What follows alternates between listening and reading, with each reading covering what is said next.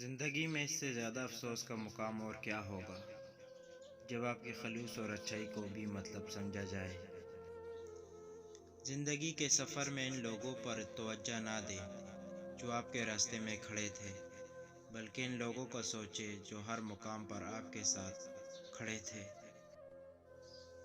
کچھ لوگ آپ سے بس اتنی ہی محبت کرتے ہیں جتنا وہ آپ کو استعمال کر سکتے ہیں، پھر جہاں ان کا مفاد ختم ہو جاتا ہے وہاں ان کی محبت اور وفاداری بھی ختم ہو جاتی ہے۔ حدیث میں آتا ہے جب یتیم روتا ہے تو اس سے عرش ہل جاتا ہے، اس لیے یتیم کو رونے کا موقع نہ دو۔ دیکھنے کی چیز بندے کا اخلاق ہوتا ہے، نہ مال نہ جائیداد۔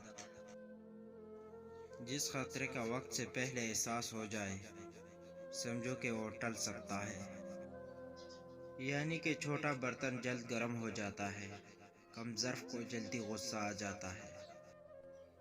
زندگی کے بہترین دور کے بارے میں لوگوں سے پوچھیں تو جواب ملے گا اچھا زمانہ گزر چکا ہے یا ابھی آیا ہی نہیں، حالانکہ اچھا دور وہ ہے جو آج گزر رہا ہے۔ بڑے منزلوں کے مسافر چھوٹا دل نہیں رکھتے۔